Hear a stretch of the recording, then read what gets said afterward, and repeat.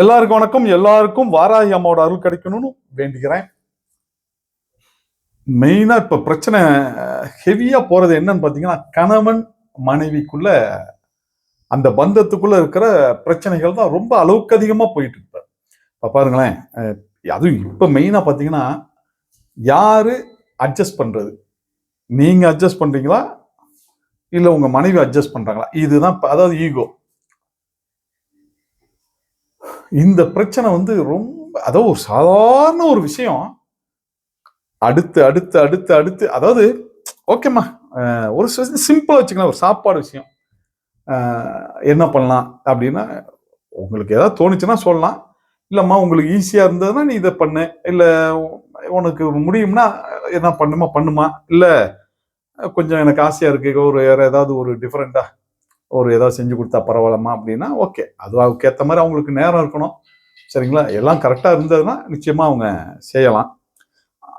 இது பாருங்க, நம்ம இது எதையாவது ஒண்ணு சொல்லி, இது ஒரு சின்ன விஷயம், ஒரு சாப்பாடு, நீங்க நினைச்சு பாருங்க, ஒரு சாப்பாடு டைம் இருந்தா இதை செய்யுங்கம்மானா அந்த பிரச்சனை அதோட முடிஞ்சிடும்.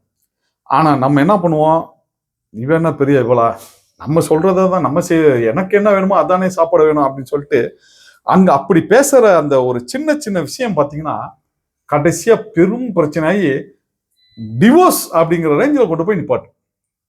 அந்த அம்மாவும் தான் ஆகட்டும், சரி ஏதோ இந்த ஒரு தடவை இன்னைக்கு ஒரு நாள் கேட்கற கொஞ்சம் அட்ஜஸ்ட் பண்ணி செஞ்சு கொடுப்போம் அப்படிங்கிறது இருக்காது. என்னன்னு கேட்டீங்கன்னா, இங்க மெயின் ப்ராப்ளமே என்னன்னு கேட்டீங்கன்னா, இருக்கிறதுலே முக்கியமான உறவு கணவன் மனைவி அப்படிங்கிறத தாண்டி எனக்கு இருக்கிறதுலே நம்பர் 1 எதிரி யாருன்னா என் புருஷன் தான் சொல்லும் அந்த அம்மா. அதே மாதிரி எனக்கு எதிரி யாருன்னு கேட்டீங்கன்னா என்னுடைய மனைவின்னு சொல்லுவாங்க கணவர். சரிங்களா?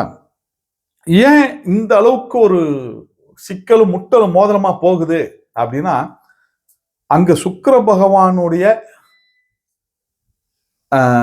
அங்க ஆதிக்கம் எப்படி குறைவா இருக்கா என்ன ஏதுன்னு பார்ப்பாங்க. ஒரு சிலர் பாருங்களேன், காசே இருக்காது, எந்த ஒண்ணுமே இருக்காது, அவங்க ஒரு நிம்மதியா இருக்காது, ஒரு போட்டுக்க நல்ல ஒரு ட்ரெஸ் இருக்காது, நல்ல சாப்பிட்றதுக்கு நல்ல ஒரு சாப்பாடு இருக்காது, மொத்தத்துல எதுவுமே அங்க இருக்காது. ஒரு குடிசை வீடு மாதிரி தான் வச்சிருப்பாங்க.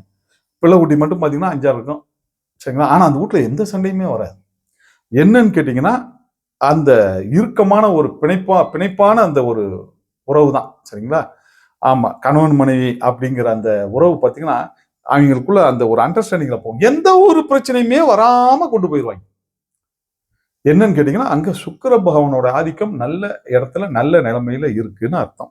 குறிப்பா ராகு கேது அந்த பிரச்சனை இல்லாம இருக்கும் அந்த மாதிரியான குடும்பத்துல. சரிங்களா? இப்ப எனக்கு சரி, நான் இந்த மாதிரிலாம் இருக்கு, எனக்கு இந்த மாதிரி ஈகோ பிரச்சனை எல்லாம் இருக்கு, நான் விட்டு கொடுக்கணும்னு நினைக்கிறேன்.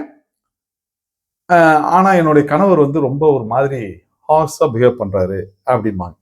சரி, அதே மாதிரிதான் அவரும் சொல்லுவார். இவங்க என்ன சொல்றாங்களோ அதே தான் அவரும் சொல்லுவார். நான் விட்டுறலான்னு தான் பாக்குறேன், ஆனா என் ஒய்ஃப் பெரிய இதாட்டம் பேசுறா, பாத்துக்கலாம் அப்படி.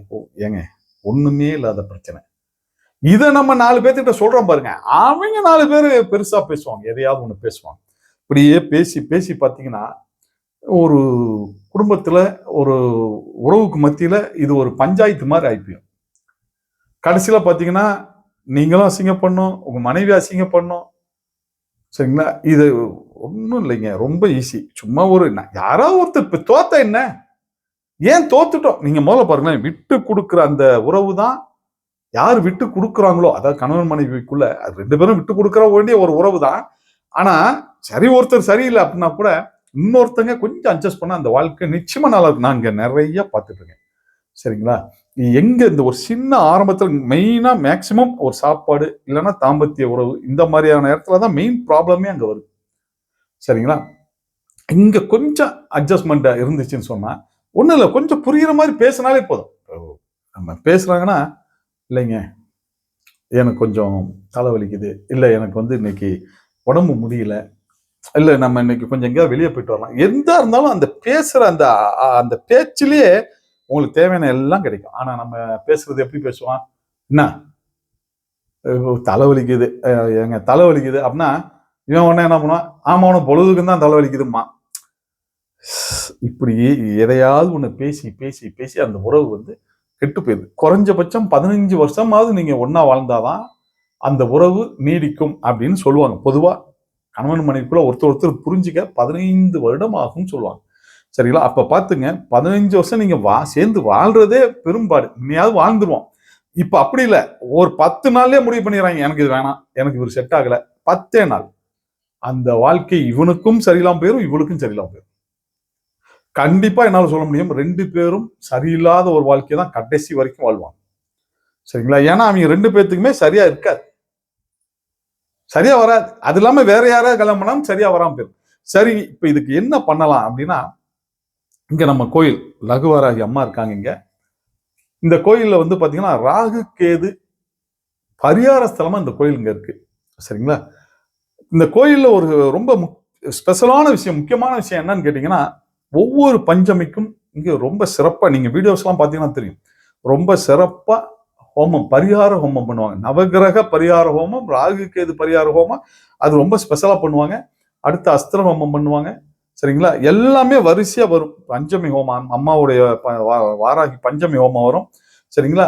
இது மட்டும் இல்லாம உங்களுக்கு என்ன தடையா இருக்கு, கணவன் மனைவிக்குள்ள பிரச்சனை போயிட்டு இருக்கு அப்படின்னாலோ, இல்ல கல்யாண தடையா இருக்கு அப்படின்னாலோ, இல்ல வேலை சம்பந்தப்பட்டதுல தடையா இருக்குன்னா, அதுக்கேத்த மாதிரி இங்க ஐயா இருக்காங்க, இங்க ஐயர் இருப்பாங்க. அவங்க வந்து அதுக்கு நிவர்த்தி பண்றதுக்கு என்ன வழி, அவங்க ஜாதகத்தை பார்ப்பாங்க முதல்ல.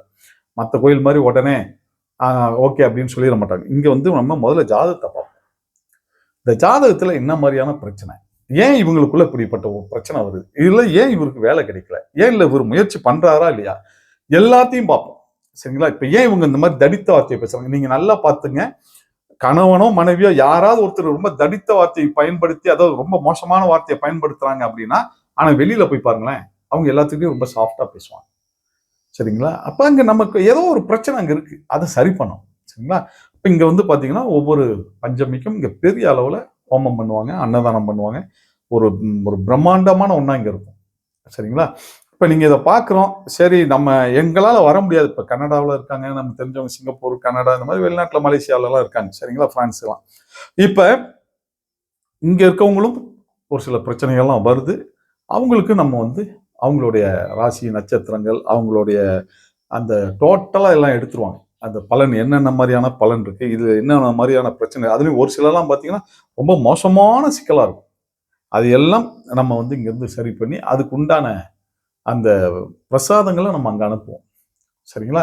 அப்படி அனுப்பி அவங்க வந்து அதை எப்படி பயன்படுத்துறது, என்ன மாதிரி செய்யணும், இங்க எல்லாம் நம்ம சொல்லிடுவாங்க. அது அவங்க வந்து அங்க பயன்படுத்துறது மூலம், அதை செய்யறதன் மூலமா அவங்க அதுல இருந்து விடுபட்டு நல்ல அற்புதமான ஒரு ஒரு வாழ்க்கையை இப்பயும் வாழ்ந்துட்டு இருக்காங்க. நல்லபடியா அவங்க இருக்காங்க. அதே மாதிரி நீங்களும் நல்லபடியா இருக்கணும்னு வேண்டிக்கிறேன்.